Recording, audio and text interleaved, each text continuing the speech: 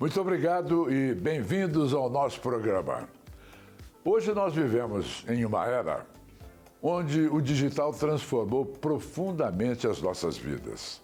Com a tecnologia ao alcance das mãos, qualquer pessoa com um smartphone pode capturar o mundo ao seu redor de uma maneira que antes era privilégio dos fotógrafos profissionais. Nunca foi tão fácil registrar momentos, compartilhar histórias e expressar criatividade. Mas em meio a essa revolução, o que realmente significa e o que significou ser fotógrafo? Vamos explorar juntos? E no programa de hoje, o fotógrafo Ângelo Pastorello e as personalidades que fotografou no seu sofá azul. É uma série lúdica e cada um faz exatamente o que quer. O trabalho editorial de Pedro Dimitrov. A maioria eu gosto muito de retratar pessoas, assim. As fotos de festas e casamentos mudaram. Lan Rodrigues nos fala desse novo estilo muito procurado. O que é mais gostoso feito esses retratos são as fotos espontâneas. E ainda mais, o fotógrafo Bruno Gallerani e seu trabalho no Xingu. Tudo isso e muito mais a partir de agora. E você, Ângelo Pastorello, que há 35 anos é fotógrafo e tem uma folha de serviços impecável, admiradíssima por todo o Brasil. Quais foram, afinal, eu sei que é difícil, as fotos que você mais acalenta e que você tenha feito? Bom, antes, muito obrigado. Seja bem-vindo aqui no meu estúdio. A pergunta é muito bacana porque ela pode ser extensa. É muito difícil para eu decidir quais são as melhores fotos da minha carreira, porque são vários temas diferentes. Mas eu escolhi para vocês 5 retratos. Ótimo. E a gente pode comentar eles. Quais sejam? Número 1. Olha, não pela ordem, mas tem o do Queen, então pela ordem cronológica. O retrato do Queen, em 1981, num show aqui no Morumbi. O Freddie Mercury e o Brian May. Uma foto preta e branca e um parêntese aqui que é importante. Eu revelo meus filmes e amplio. Então, mesmo hoje com digital, eu continuo com laboratório e revelando. Depois eu tenho uma foto muito bacana da Gisele Bündchen, ela com 15 para 16 anos, para um editorial da Capricho. Comecinho de carreira. Comecinho de carreira, é uma série que está no livro dela, e essa foto em especial é um sorriso. É muito bonita essa foto, eu gosto muito. Eu tenho uma foto do Antônio Fagundes, para o livro Expressões e Histórias, o qual você participa. Tem uma foto do Rodrigo Santoro na janela do Copacabana Palace. E tem uma foto muito bacana que eu gosto, que faz parte da minha série do Sofá Azul, que é da dona Laura Cardoso. Agora, Ângelo, o advento da fotografia digital, ele veio acrescentar ou ele veio subtrair na criatividade dos fotógrafos? Eu acho que tem duas maneiras de olhar isso. Eu acho que a tecnologia nem sempre acrescenta, mas modifica. E a gente não tem como voltar. Então, eu vou parafrasear o Darwin, é quem melhor se adapta e não é o mais forte. Então, eu que venho de uma escola de fotografia, de entender de luz, de entender de uma série de coisas técnicas, não só conceituais, mas cronológicas, técnicas, é mais difícil, mas eu me adaptei bem. Então hoje eu convivo com as duas tecnologias. Eu acho que o digital é uma nova linguagem e a partir do celular, a partir da rede social, o que aconteceu com o celular, com o autorretrato, né, os plugins que modificam a fotografia, a gente tem hoje uma imagem. Eu não vejo isso mais como fotografia, são imagens. Então são duas linguagens diferentes. Eu vou participar da série Sofá Azul. Você é meu convidado e vai participar da série Sofá Azul. Ele está fazendo Já está pronto aqui, inclusive. É uma nova série onde ele fotografa algumas pessoas muito conhecidas, e eu estou sendo brindado com esse convite pelo Ângelo, num sofá azul, esse aqui, o Sofá Azul. Estou pronto. Então, vamos ao Sofá Azul, lembrando que é liberdade total. É liberdade total, eu até vi algumas da série, vamos colocar no ar. Tem gente muito importante que se dispôs a fazer a pose aqui no Sofá Azul. Olha só quanta gente importante e quanta criatividade nas poses. Eu não sei o que eu vou fazer. É uma série lúdica e cada um faz exatamente o que quer. É praticamente o contrário aqui. Você vai me dirigir, eu só vou apertar o botão. Isso vai redundar numa exposição? Sim, isso começou um pouco antes da pandemia, já tinha uma ideia de uma exposição. Aí parou, mas eu continuei fotografando. Então, em breve, eu estou juntando esse material todo. Bota a Laura pra fazer uma Cardoso. exposição. Falamos da Laura Cardoso. Olha que foto ótima no sofá azul. O meu irmão Fulvio Stefanini. A Ana Hickman. Olha o Zé Simão. Olha o Zé Simão. O Rony colocou um roupão da revista Playboy. É isso? É isso. Então vou eu. Lá vou eu. Então tá bom. Estou à sua disposição, Ângelo. Perfeito, Maurício.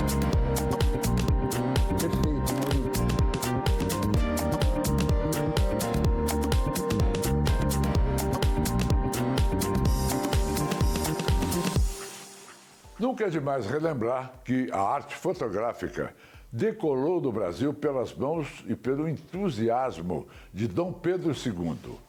Foi ele quem fez a primeira selfie registrada na história do Brasil. E ele realizou esse autorretrato de maneira muito engenhosa, posicionando a sua câmera fotográfica em uma mesa e usando uma corda amarrada a ela para ativar o dispositivo e tirar a foto.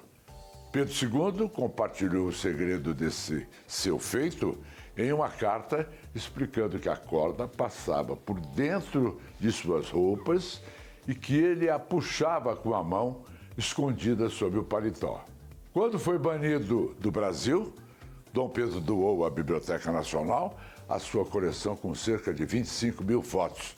Ele é, portanto, considerado o pai indiscutível da fotografia no Brasil. No capítulo de fotos icônicas, é impossível a gente não relembrar esses momentos que nomes imortais da fotografia captaram. Annie Leibovitz nunca poderia imaginar que a foto de John Lennon e Yoko Ono, encomendada para uma reportagem da revista Rolling Stone, seria imortalizada diante do fato de o Beatle ter sido assassinado no mesmo dia, logo em seguida. Em 23 de fevereiro de 1945, o fotógrafo Joe Rosenthal foi preciso em capturar o momento exato em que 6 fuzileiros navais americanos, depois de violentos combates, hastearam a sua bandeira na ilha japonesa de Iwo Jima. A imagem, ufanista e patriótica, virou até tema da 7ª campanha de títulos de guerra do governo dos Estados Unidos. E na área do fotojornalismo, nada mais expressivo e comovente do que a cena do Vietnã, onde aparece uma criança fugindo dos horrores da guerra. O momento foi registrado por Nick Ut. Igualmente significativa é a foto da garota refugiada de 12 anos do Paquistão, que ganhou notavelmente a primeira página da respeitada National Geographic. Steve McCurry foi o responsável por essa foto. Um dos nomes consagrados na fotografia brasileira, Pedro Dimitrov. Muito obrigado por me receber. Obrigado, Mauri. Que honra receber você aqui. A gente estava falando, né, Pedro, dessa transição que aconteceu na fotografia. Sim.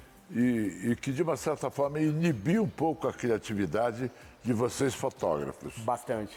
Fale um pouquinho disso. Acho que inibiu um pouco da nossa intimidade, né? Porque a gente costumava ter muito mais controle do que a gente estava fazendo no set quando você não tinha um acesso ao que o fotógrafo estava vendo. Então, só o fotógrafo tinha a câmera na mão e enxergava o que estava acontecendo no set, né? As pessoas tinham acesso por um Polaroid, eventualmente.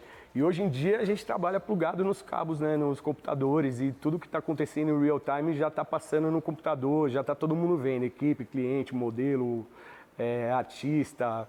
Então você não tem muito mais tempo de errar, de arrumar. Isso provavelmente significa mais facilidade, mas pior criatividade?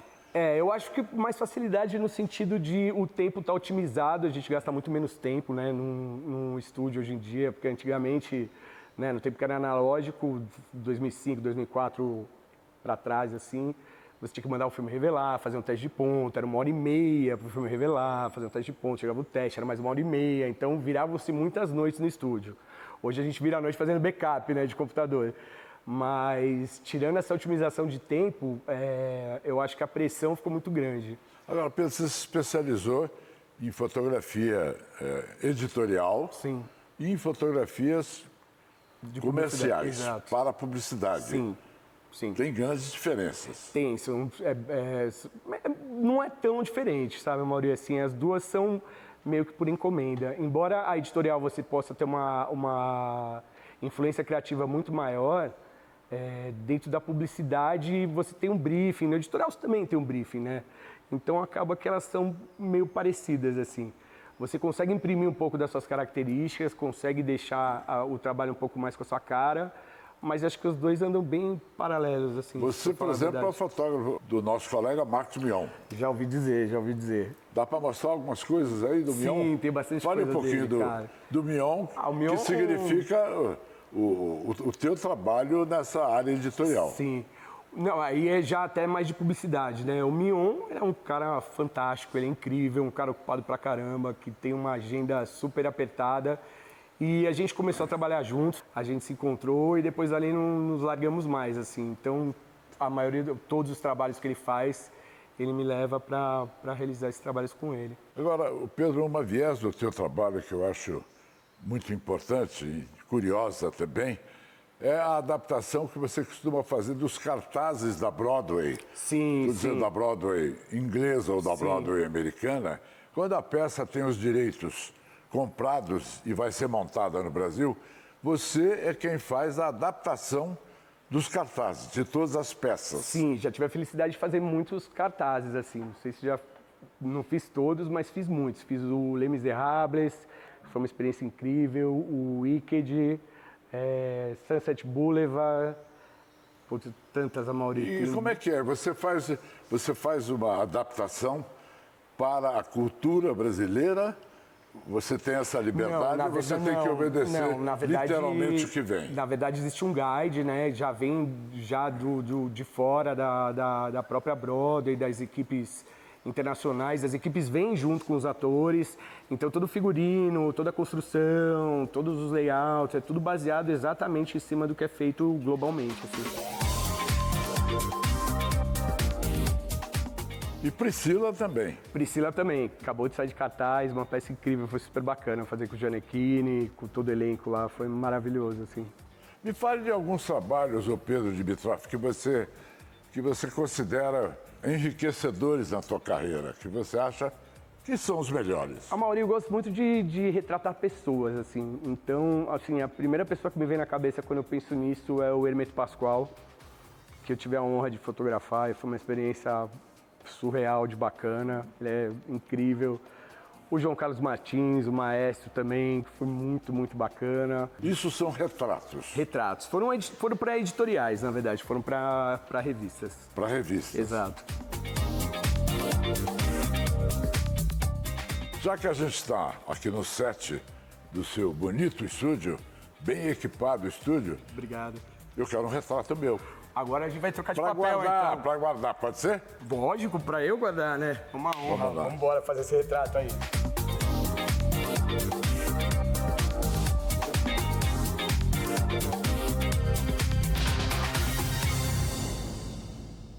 O fotógrafo peruano Mário Destino é conhecido por retratar grandes celebridades em fotos inesquecíveis. Foi através das suas lentes que Lady Di estampou a capa da revista Vanity Fair e Madonna a capa de seu disco Ray of Light. Poucas atrizes foram tão fotografadas como Marilyn Monroe, mas esta, em que ela aparece com seu vestido branco sob a ventilação do metrô de Nova York para o filme O Pecado Mora ao Lado, é até hoje uma das principais do hall das inesquecíveis. O clique foi feito por Sam Shaw. E o que dizer dos Beatles atravessando a Abbey Road em Londres? A foto celebrizou a rua, tornando-a atração turística da Inglaterra. não há quem não vá a Abbey Road imitar a cena fotografada por Ian McMillan.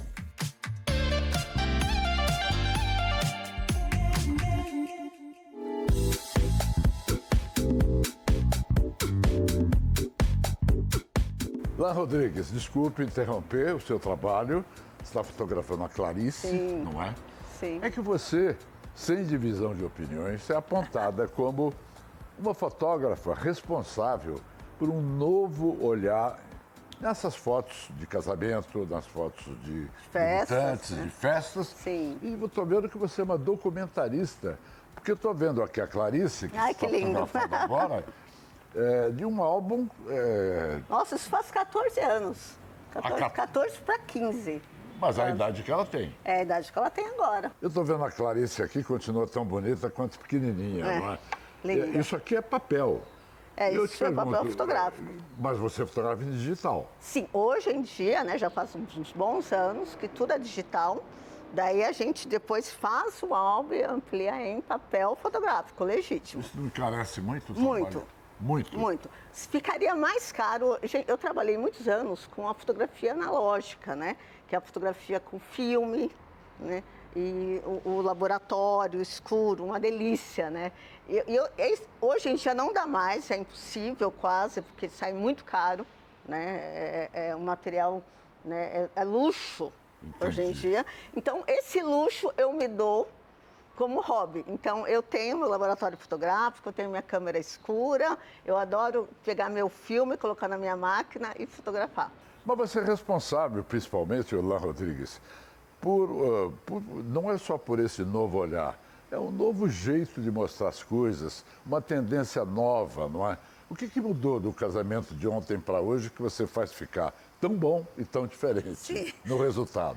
É assim, ó, eu acho assim, o retrato, a fotografia de um casamento, de uma festa, que são festas, as que nós fotografamos são festas grandes e muito importantes. A gente tem um comprometimento de fazer o retrato, né? De fazer o retrato ali para a família, né? Mas nós também temos, o que é mais gostoso, feito esses retratos, são as fotos espontâneas. Né? Então, assim, você fotografar o espontâneo, você respirar, eu acredito que o fotógrafo, ele tem que respirar, ele tem que ser os olhos do seu cliente.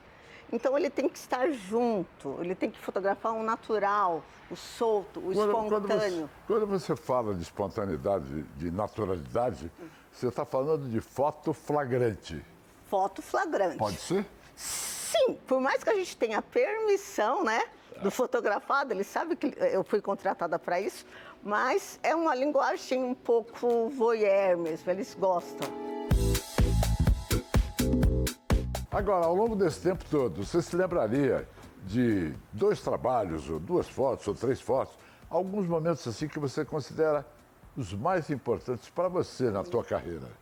Olha, é uma pergunta bem difícil, hein, Amaury? Bem difícil, porque são muitos anos, né? São muitas famílias passando por mim e foram momentos muito incríveis, né? Tem uma foto que eu acho incrível, que eu gosto muito, não que seja a mais marcante, eu estou falando aqui, né?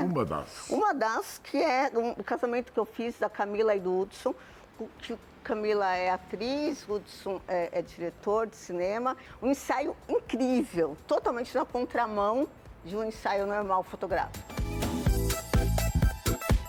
Lan Rodrigues, parabéns. Que prazer, Amaury. Continua que a Clarice vai morrer de frio. Vamos lá.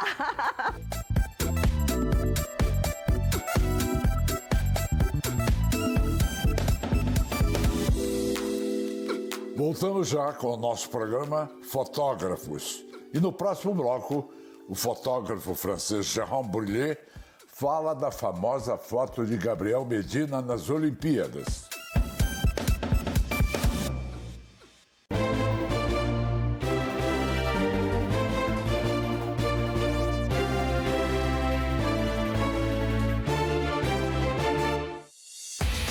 E nós voltamos com o nosso programa, onde o tema é hoje fotógrafos. Mas em se tratando de fotografias esportivas, a foto do momento foi feita por um fotógrafo francês, Jérôme Brulé, a foto do Gabriel Medina numa manobra de surf nessas Olimpíadas. É uma foto que correu o mundo todo, continua correndo o mundo todo e feita agora nessas Olimpíadas. Eu quero que você explique, Jérôme, exatamente sobre esse momento em que você capturou essa famosa foto do Gabriel Medina. Nós estamos vendo aí a foto, não é? Nessas Olimpíadas. Eu queria que você conseguisse traduzir para o meu público como é que foi esse seu movimento genial. It was during the third day of competition, if I remember well. Gabriel took the best wave of the day at this moment, and we were all supposing he was going to get a big score, him too. So he was surfing the wave, and when I saw him surfing the wave, I just shot at him, and after the wave just passed in the front of the boat, and when Gabriel disappeared in the back of the wave, we were just blind. We just see the back of the wave, but I was quite sure he was going to make a kind of celebration because of the best. The wave was the best of the day. All the photographers were ready to shoot at him when he was going to jump, and that's what he did. So when he jumped, we were all prepared, and I was prepared, and I just shoot at him. I took 8 shots, and the 4th shot was the picture we are talking about today.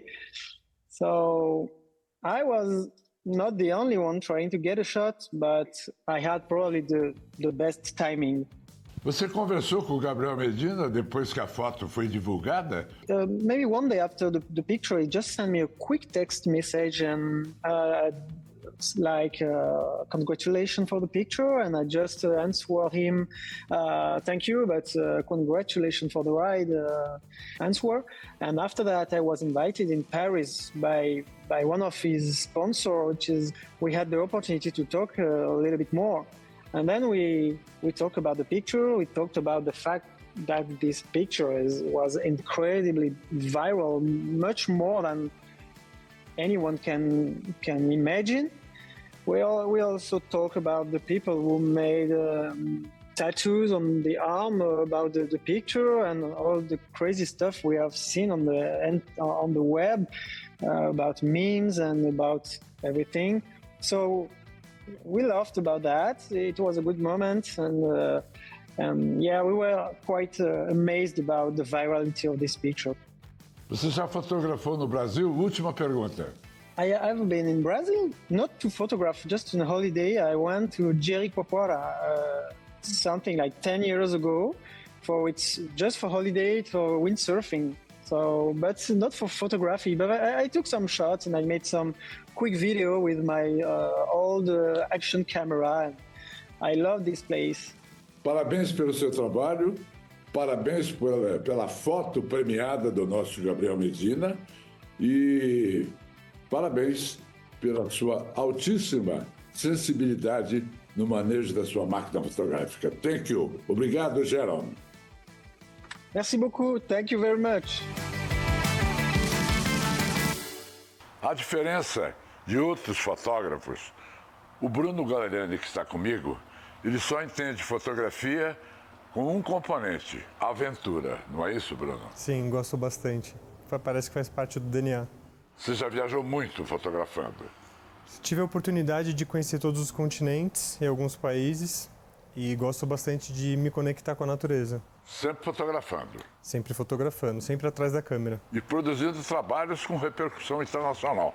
Na Islândia você teve algo especial que marcou a tua carreira como fotógrafo? Marcou. Lá, para mim, foi pessoalmente um lugar muito importante porque foi um momento que eu me conectei de fato com a minha ideia do que seria ser um fotógrafo, onde eu me permiti esquecer do mundo um pouco e me aventurar na natureza.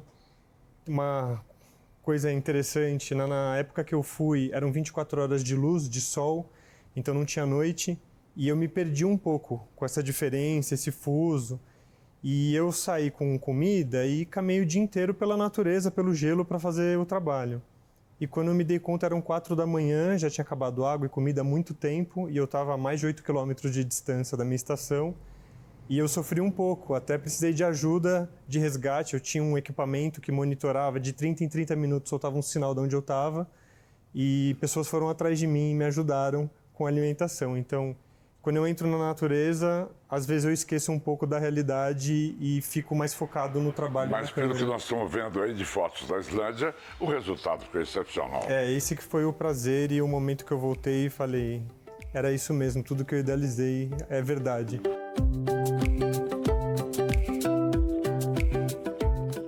Mas o seu trabalho no Parque Indígena do Xingu, provavelmente, Bruno, tenha sido o seu trabalho mais eloquente.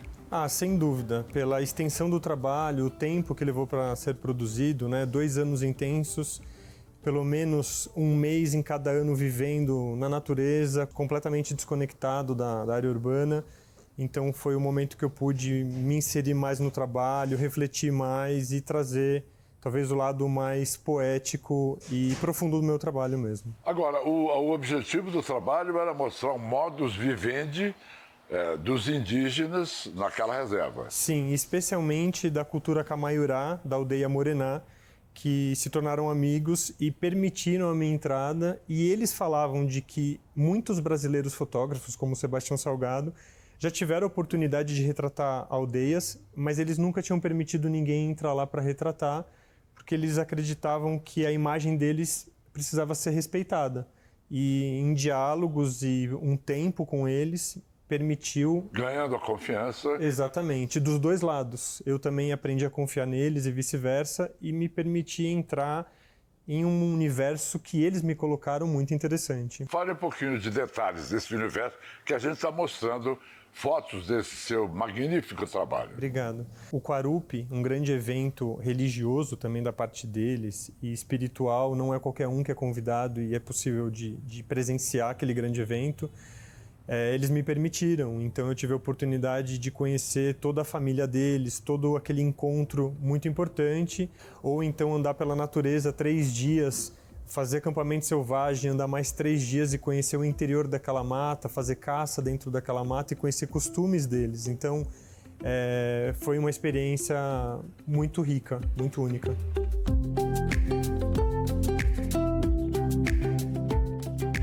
Eu diria que depois de um tempo, por exemplo, 30 dias com o equipamento sempre na mão, você trocando a lente sem olhar porque você não quer perder aquela conversa com um indígena ou não perder a visão que está acontecendo, eu diria que as imagens que eu mais gosto, pessoais, são as que trazem uma conexão com o que eu estava retratando, ou a pessoa, o objeto, ou a natureza.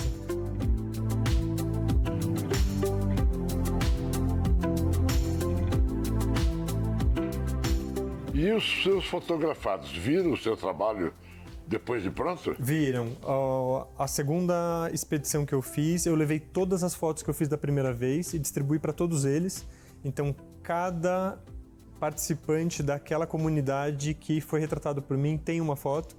E quando eu disse que eu acho que não está encerrado esse meu trabalho, é porque eu preciso voltar lá para levar o trabalho da segunda expedição. Mas qual é a sua próxima aventura como fotógrafo? Eu já tenho planejado uma viagem para o Japão, que é um país que sempre me interessou muito pela cultura, e eu busco ir para lá para retratar a natureza e a cultura milenar do Japão. Bruno Gallerani, onde a aventura é um componente fundamental na sua fotografia.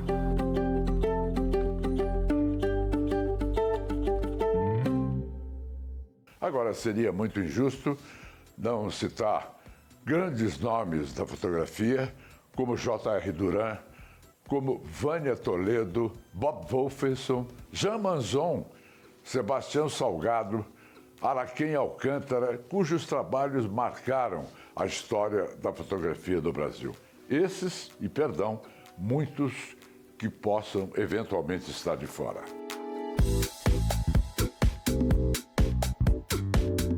O outro recurso atual e de grande facilidade de operação são esses óculos que vocês estão vendo e que tem uma câmera adaptada.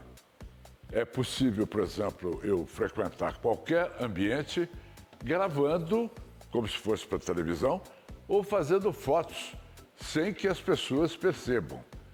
Aqui eu fiz uma foto, eu segurando mais, está acionada uma câmera, vocês estão vendo uma luzinha, e para onde eu olho, eu estou captando tudo que está no meu campo de visão. A diferença é que o olhar do cameraman é um, o olhar do apresentador é outro. Isso pode modificar muito as coisas. O resultado de imagem, eu quero que vocês vejam, som, são perfeitos. E esses óculos podem ser considerados um novo instrumento para os paparazzi que se passarão despercebidos em ação.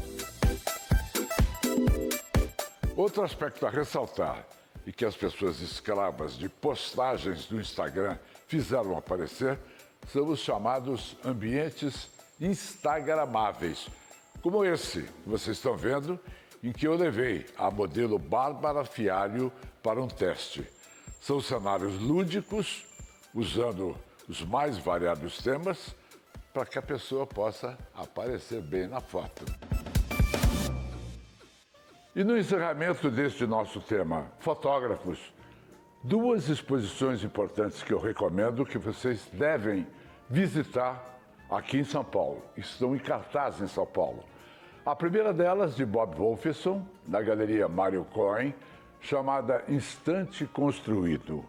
São 33 imagens de nomes como Fernanda Montenegro, Vera Fischer, Alessandra Negrini, Gisele Bündchen. E o Wolferson chama muita atenção nesta série pelo seu declarado lado melancólico e traz esse viés da sua personalidade, haja vista que quase nenhuma das suas imagens tem pessoas sorrindo.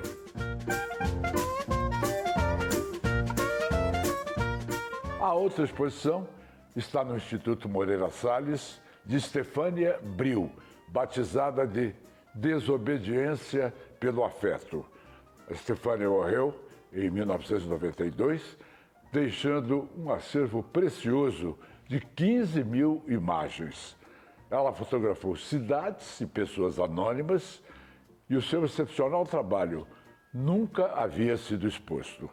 São duas exposições, repito, obrigatórias para quem curte a arte fotográfica na sua essência.